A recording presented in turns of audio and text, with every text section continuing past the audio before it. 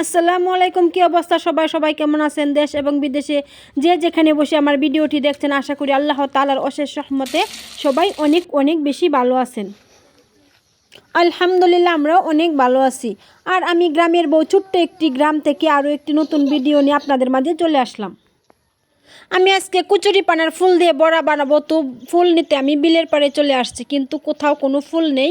এই তো দেখেন সব কিন্তু শুকিয়ে গেছে, আর হচ্ছে ছাগলে ঘাস খাইতেছে। আর এখানে ফুল না পেয়ে আমি হচ্ছে অন্য কোথাও থেকে এই তো দেখেন অল্প কয়েকটা ফুল নিয়ে আইছি, কিন্তু সেটা আপনাদের সাথে মানে উঠানোর ভিডিওটা করতে পারি নাই, কারণ হচ্ছে নুরায়াত মোবাইলটা নিয়ে গেছিলো। তো এখন আমি বাড়িতে চলে আসছি, আর হচ্ছে এই তো ফুলগুলা হচ্ছে আমি এখন একটা একটা করে আর কি ভালো করে আর কি বেছে নেব। তো আমি সবগুলা ফুল বেছে নিয়েছি, আর হচ্ছে ভালো করে ধুয়ে নিয়ে আসছি। কুচুরি পানা ফুলের বড়াটা আমি কিন্তু চিংড়ি মাছ দিয়ে বানাবো। আর এই তো আমি এখানে নিয়ে নিয়েছি চিংড়ি মাছ, আর হচ্ছে কাঁচামরিচ, পেঁয়াজ, আর কিছু আতপ চাল ভিজিয়ে নিয়েছি। তো প্রথমে হচ্ছে আমি আতপ চালগুলো আর কি বেটে নেব। আর যে কোনো বড়ার সাথে চাল বেটে দিলে কিন্তু বড়াটা অনেক মশমশা হয়। আমার চাল বাটা হয়ে গেছে, আমি কিন্তু কাঁচামরিচ পেঁয়াজও বেটে নিয়েছি। আর এখন হচ্ছে আমি চিংড়ি মাছগুলোও বেটে নেব। আমি কিন্তু বড়া বানানোর জন্য কাঁচা চিংড়ি মাছগুলো বেটে নিতেছি। আপনারা অনেকে ভাবতে পারেন যে সিদ্ধ করে নিয়েছি কিনা, তাই আর কি বলে দিলাম যে আমি কাঁচা চিংড়ি মাছটা আর কি বেটে নিতেছি। কুচুরি পানা ফুলের সাথে চিংড়ি মাছের এই বড়াটা যে এত মজা হয়েছিল কি আর বলবো, মানে আপনারা না খাইলে বুঝবেন না। তাই হচ্ছে বাসায় একবার হলে ট্রাই করবেন, আশা করি ভালো লাগবে। তো আমার হচ্ছে সব কিছু বাটাবাটি হয়ে গেছে। এখন হচ্ছে আমি ফুলগুলাকে ভালো করে চিপে আর কি পানিটা ফেলে দেবো।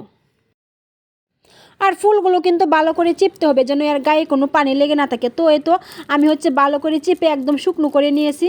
আর এখন হচ্ছে এর মধ্যে সব কিছু আর কি মিশিয়ে দেব।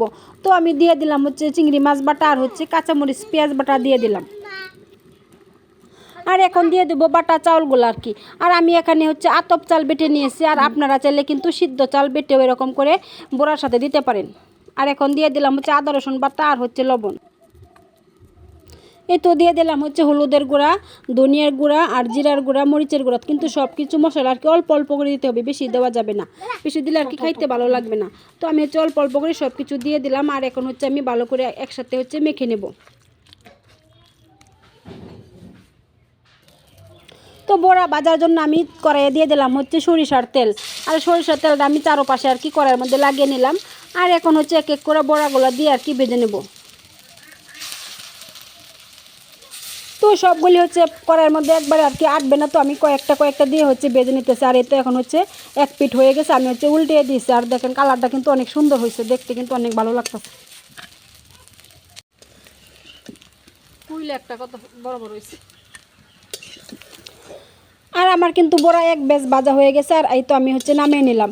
আর আমি হচ্ছে এভাবেই করে সবগুলা বড়া কিন্তু ভেজে নেব।